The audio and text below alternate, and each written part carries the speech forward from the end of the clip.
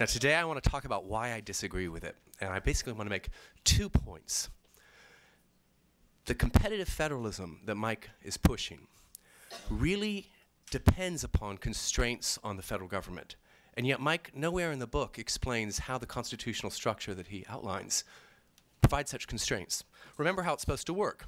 By moving to a subnational jurisdiction that best matches your preference for taxes and services, you will be able to, in some sense, reveal your preferences for those taxes and services, get the right package, and escape Leviathan. You know, if Minnesota is subjecting you to populism, or California, go to Texas. That only works, of course, if the federal government's constrained. If the federal government can finance local public goods with uniform federal taxes, moving won't change anything but the weather.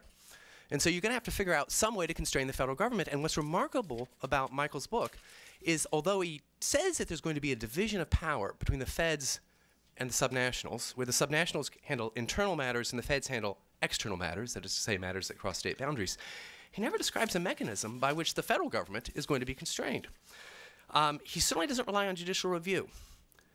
And I think that shows the fair-mindedness of the book. He thinks the enumeration is comprehensive or capacious. The necessary and proper clause will do most of the work of giving the federal government the power to regulate what it wants.